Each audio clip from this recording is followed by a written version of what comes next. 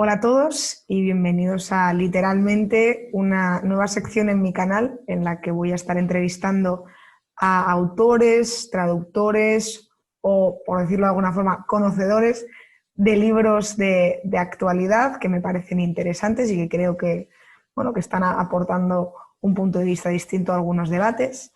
Y bueno, nos estrenamos hoy con David Jiménez Torres, que es profesor e investigador en el Departamento de Historia, Teorías y Geografía Políticas de la Universidad Complutense de Madrid y autor del primer libro del que vamos a hablar en esta sección. El libro se llama 2017, la crisis que cambió España, y es un vídeo publicado por la editorial Deusto, del Grupo Planeta. Muchísimas gracias, David, por haber aceptado la entrevista. No, muchísimas gracias a ti y es un placer poder charlar de estas cuestiones. Bueno, pues en tu caso concreto yo creo que la pregunta es oportuna porque, claro, tú estás trabajando, digamos, en Madrid, ¿no? Entonces, lo que me gustaría saber es qué te lleva a escribir este libro, por qué decides escribirlo.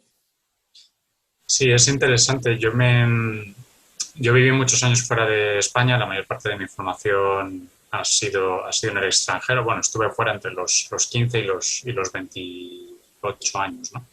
Y justo yo volví en 2015 a España y evidentemente volví a una España muy distinta de la que había dejado, me había marchado en 2002.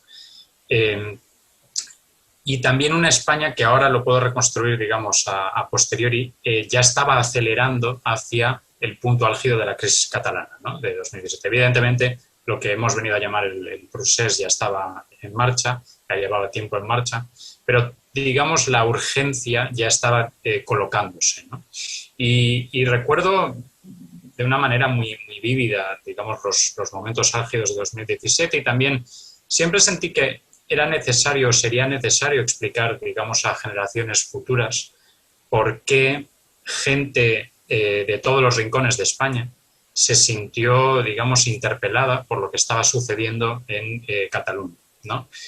¿Por qué aparecen banderas rojigualdas en Cádiz, en La Coruña, en Valencia, en Madrid, etcétera, ¿no? Siempre sentí que esto era algo que habría que explicar, digamos, los que habíamos tenido el privilegio envenenado de haber vivido aquella crisis, de explicar, digamos, a generaciones futuras, ¿no? De ahí también el subtítulo del libro, ¿no? La idea de esta es una crisis española, o sea, la llamamos la crisis catalana, evidentemente, porque tiene que ver con lo que estaba sucediendo en aquella comunidad, pero es una crisis nacional en los dos sentidos. Evidentemente, los conceptos de nación y nacionalismo son importantísimos para entenderla, pero también porque apelaba a toda la gente que, digamos, no, evidentemente no a todo el mundo, ¿no? Pero sí a muchísima gente dentro de la comunidad política española en su sentido más amplio, ¿no?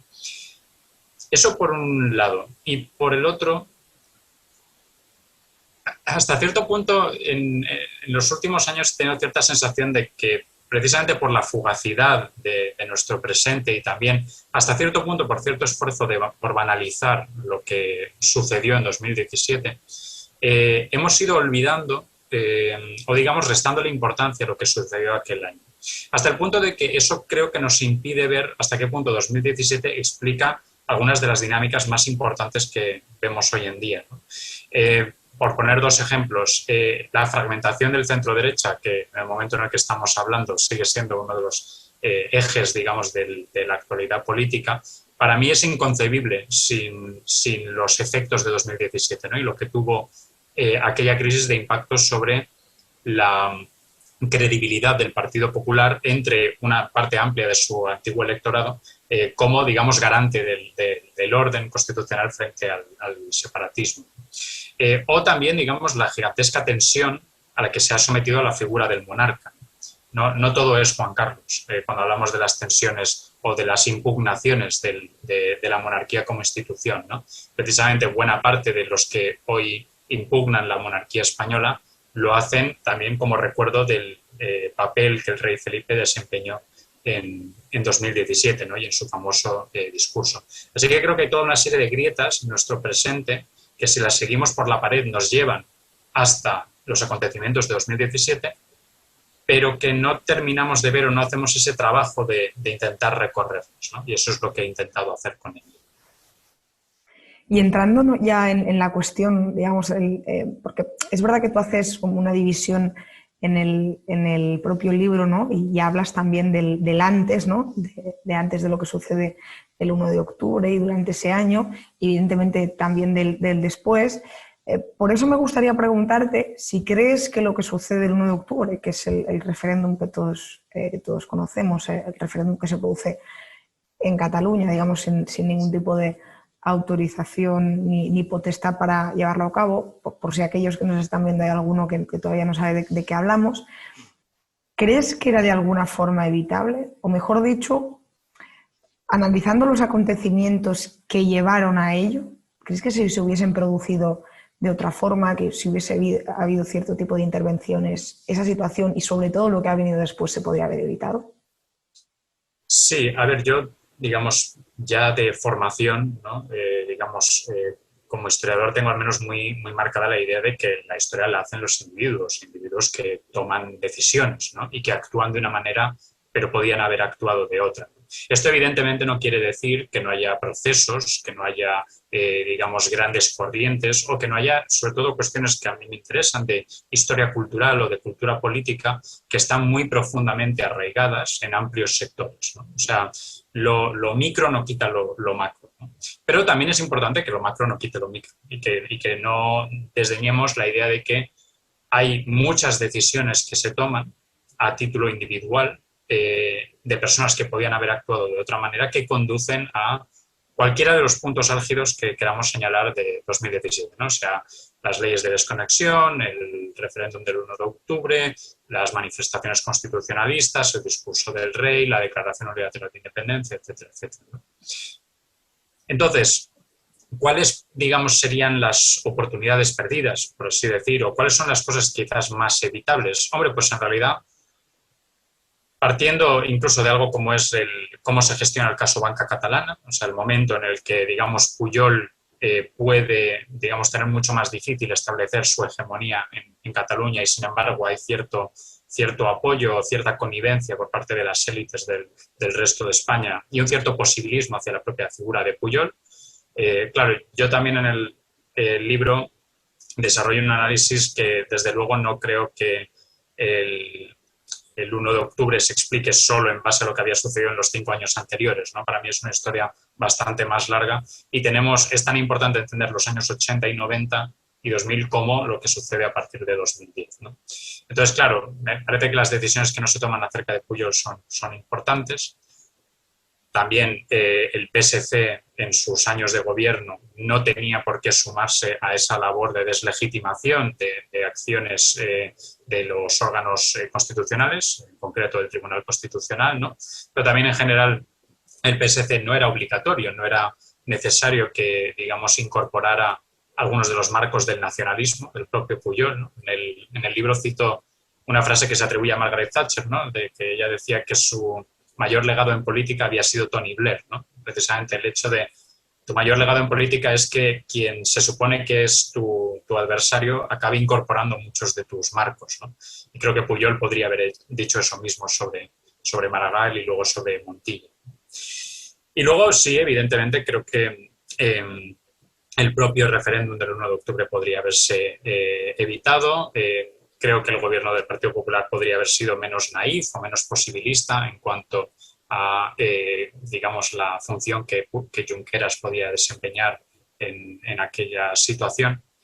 Y también creo que en general podría haber habido una mayor conciencia en las élites gubernativas españolas de que realmente la DUI era posible, ¿no? Creo que hasta cierto punto la pregunta que nos tenemos que hacer sobre 2017 es ¿cómo puede ser que un Estado democrático, moderno, avanzado en Europa occidental a comienzos del siglo XXI le puedan declarar la independencia unilateral de su territorio?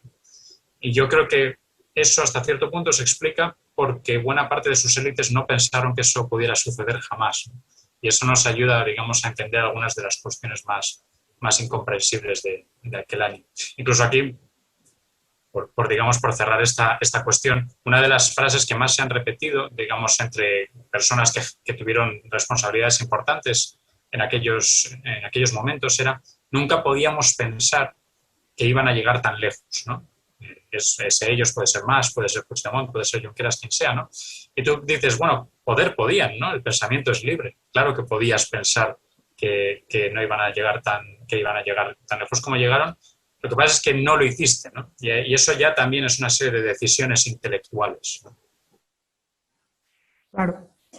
¿Y en qué medida ejerce el año y todo lo que sucede en ese año 2017 una especie de punto de inflexión en la política española? ¿En qué cambia la política española y por qué tú crees que ese año supone un punto de inflexión? Sí, aquí también por explicar, digamos, el título del libro, yo prefiero hablar de 2017 en vez de el procés o el proceso, lo que queramos llamarlo, en parte porque la naturaleza, digamos, anfibia y ambigua del proceso creo que dificulta la periodización, ¿no? Que es algo que evidentemente a los historiadores pues, nos interesa, ¿no? Queremos saber cuándo empiezan y cuándo acaban los procesos, o al menos intentar acotarlos, ¿no? Para poder estudiarlos bien. Pero, por ejemplo, ¿Quim Torra pertenece al procés o no pertenece al procés, ¿no? Las últimas elecciones todavía estaríamos dentro del procés o no, ¿no? El hecho de que fuera un proceso gradual y siempre abierto y además siempre con, digamos, esta continua huida hacia adelante por parte de las élites nacionalistas, creo que hace que a nosotros mismos nos sea difícil incluso aprender intelectualmente lo que ha sucedido en Cataluña, ¿no? Mientras que en realidad si nos fijamos en las fechas, 2017 es el momento en el que se cruzan todas las líneas rojas, ¿no? Es el momento en el que la Generalitat se coloca explícitamente en la anticonstitucionalidad, ¿no? Y el 155 es lo que cierra esa brecha, ¿no? de crisis constitucional. También es el año, como hablamos, del referéndum, de la huida de Puigdemont y del encarcelamiento de Junqueras, que son dos cosas, también dos líneas rojas, además ya irreversibles, etcétera, etcétera, ¿no? Entonces, si nos fijamos en esa fecha, y la utilizamos, digamos, como el punto de estallido de todo lo que había sucedido antes. Hombre, claro que los años anteriores son importantes, ¿no? Pero ninguno es tan importante, ni muchísimo menos, ¿no? Como lo que sucede aquel año. Entonces, ¿por qué supone un punto de inflexión? Bueno, en parte porque la política catalana no ha vuelto a ser igual. Creo que vivimos con la idea de que estamos en el día de la marmota y todo esto, pero no es así, ¿no? O sea, los independentistas no paran de hablar de represión y de presos políticos. Bueno, eso es un discurso sobre 2017, ¿no? Todo el discurso, o sea, el hecho de que Laura Borràs, el libro con el que se presentó también, digamos, su candidatura en las últimas elecciones se titulara Hija del 1 de octubre, esto ya te demuestra que el independentismo habla sobre 2017, construye su discurso en base a 2017, ¿no? Así que la política catalana no ha sido la misma. Yo creo que también hay una serie de ideas, de nuevo a los que, digamos, nos interesa la cultura política, ¿no? Que colapsan irremisiblemente en 2017, ¿no? Esto es lo que yo en el libro llamo la premisa, la idea de que el Estado de las autonomías iba a ser suficiente por sí solo para integrar a los nacionalismos subestatales, el vasco, pero también el catalán, en una España democrática, ¿no? Y que incluso si esto tardaba algún tiempo, esta integración tardaba algún tiempo en realizarse, los nacionalistas nunca intentarían declarar la independencia unilateralmente, ¿no? Esto es evidente que es algo que motiva las acciones de buena parte de las élites españolas durante 3 décadas, 4 décadas, y es evidente que esto ya es insostenible después de 2017, ¿no? Incluso si había elementos posibilistas en cuanto a los nacionalismos subestatales y el Estado de las autonomías, es evidente que 2017 ya ha sucedido, ¿no? Ya ha sucedido que un gobierno regional declare unilateralmente la independencia, ¿no? Y esto nos obliga a revisar muchas de las premisas que teníamos antes, ¿no? ¿Para qué sirve el Estado de las autonomías, por ejemplo, ¿no? Que yo no digo que nos sirva, lo que quiero decir es que durante años el discurso era que servía para integrar a los nacionalistas subestatales, ¿no? Bueno, pues dado que esto evidentemente ha colapsado, pues entonces ahora tenemos que reevaluar para qué sirve. Y también hay que reevaluar pues, la historia de las décadas anteriores, ¿no? Durante mucho tiempo se sabía en el resto de España que Jordi Pujol, entre sus bases estaba el soniquete este de hoy paciencia, mañana independencia, ¿no? Bueno, lo que la gente escuchaba en el resto de España era el hoy paciencia, ¿no? Pero a lo mejor tenemos que entender que siempre estaba presente lo de mañana independencia, ¿no? Y que esa estabilidad que creíamos que existía y que después se está intentando reconstruir ahora, pues a lo mejor nunca fue tan estable, ¿no? A lo mejor siempre era un sistema inestable y colapsó en 2017 como podía haber colapsado antes, ¿no? O un par de años después, ¿no? Entonces, por todas estas razones, lo llamo un punto de inflexión, porque no solo es un punto de inflexión, evidentemente, que estará en todos los libros de historia, sino porque también nos obliga a repensar mucho de lo que ocurrió antes y lo que queremos que suceda después. ¿Y crees que, digamos, de alguna forma podemos ir hacia un escenario o en algún momento tras ese año hemos estado en algún escenario en el que la cuestión nacional, como la han llamado algunos politólogos, no haya sido determinante para las elecciones que se han ido sucediendo a lo largo de los años que han venido después? Yo creo que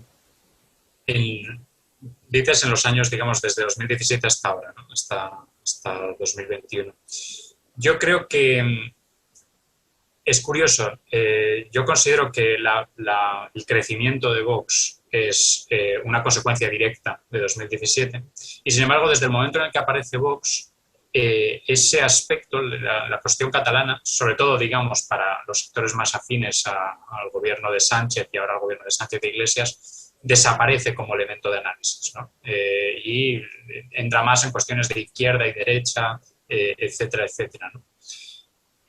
Bueno, yo creo que esto es un error, o sea, para empezar, o sea, cualquier movimiento con el que se compare a Vox, ¿no?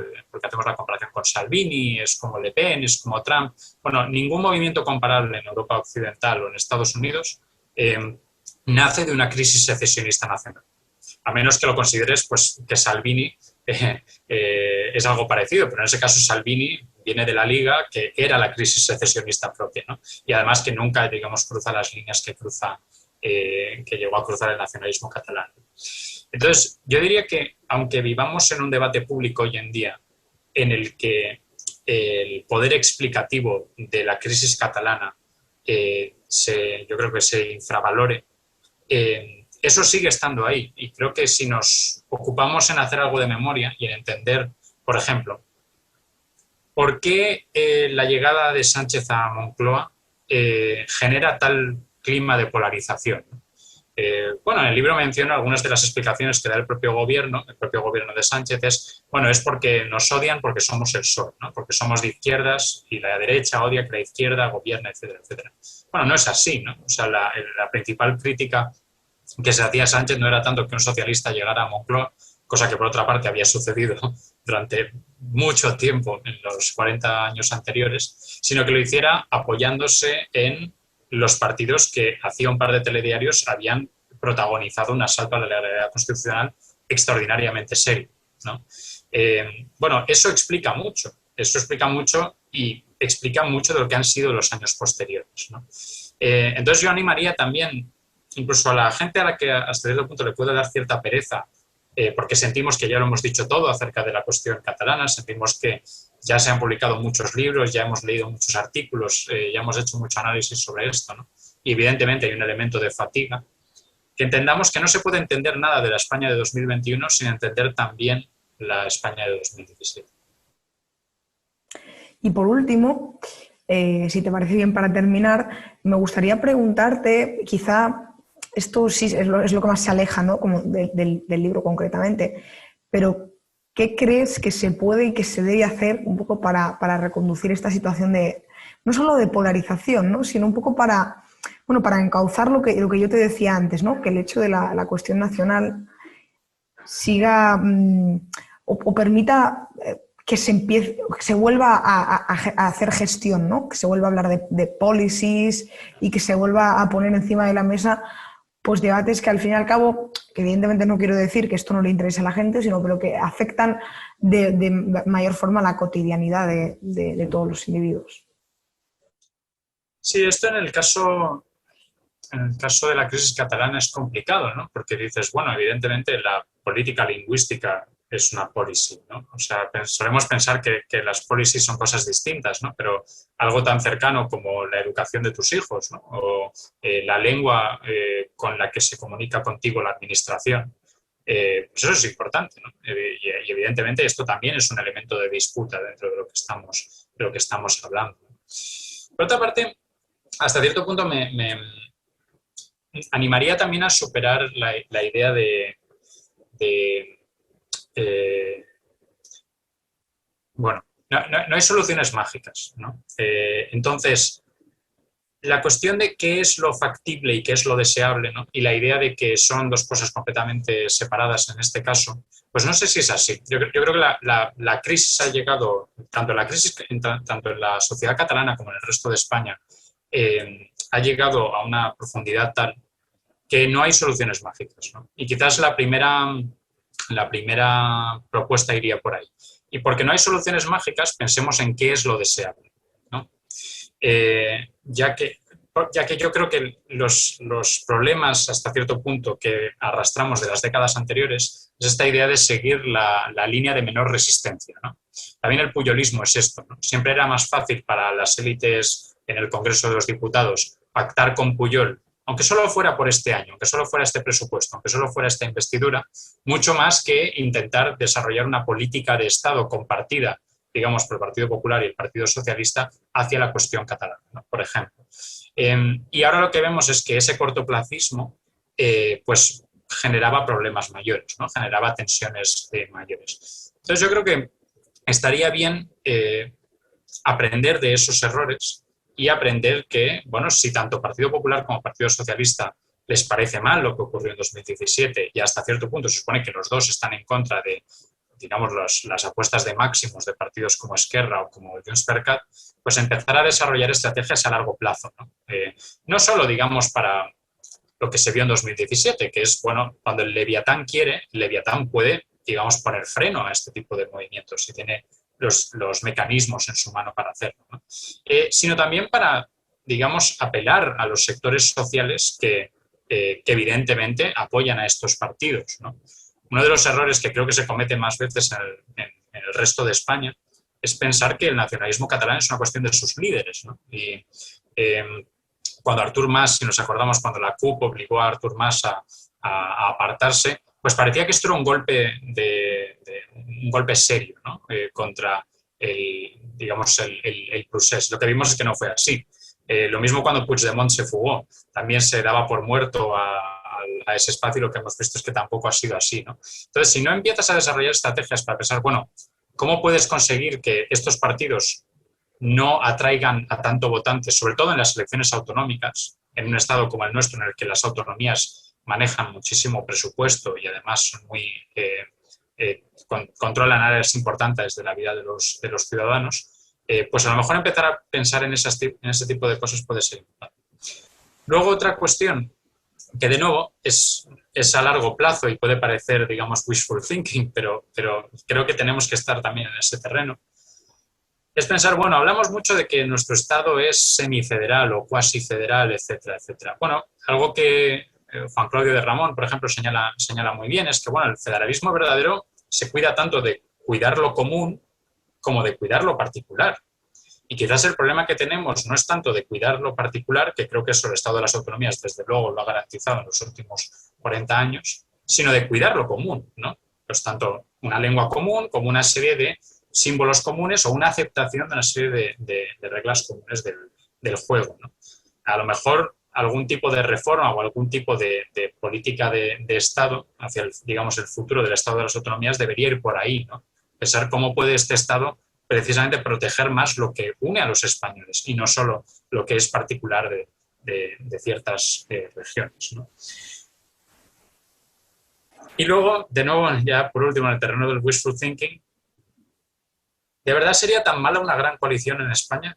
O sea, llevamos años dando vueltas a esta idea de que, bueno, si hubiera una gran coalición, esto alimentaría los extremos, etcétera. Bueno, no sé, los extremos ya están ahí, ¿no? Ya están alimentados. No parece que la ausencia de una gran coalición en España, al menos la posibilidad de que el Partido Popular y el Partido Socialista puedan gobernar juntos sin tener que integrar las demandas de los nacionalistas, Igual esa es la receta que no hemos probado, que se podría probar, al menos para ver qué sucede, ¿no?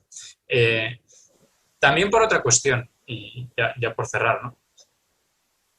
A lo mejor esa es la zanahoria más eficaz para que los nacionalistas se integren en el sistema, ¿no? Creo que partimos de la idea de que los nacionalistas solo se pueden integrar en el sistema si les incluyes en la gobernabilidad. A lo mejor es el momento en el que les muestras que la gobernabilidad de España puede funcionar sin ellos y que tienen que aceptar unas reglas básicas para poder participar, por ejemplo, en los presupuestos o en las investiduras, en el diseño de políticas de educación, etcétera. A lo mejor esa es la zanahoria más eficaz que podemos encontrar para integrar o, digamos, recuperar a los nacionalismos subestatales para un proyecto conjunto para España. Pues muchísimas gracias, David. Ha sido una entrevista súper interesante.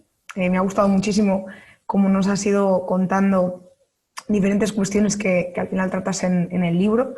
A mí me gustaría animar a todos los que vayan a ver este vídeo a que le echen un ojo al libro y que nos cuenten también en los comentarios qué les ha parecido. Yo sé que has recibido bastante buenas críticas porque lo he estado viendo hace muchas semanas en redes sociales y nuevamente te agradezco muchísimo que aceptases la invitación. Muchísimas gracias a ti y hasta la próxima.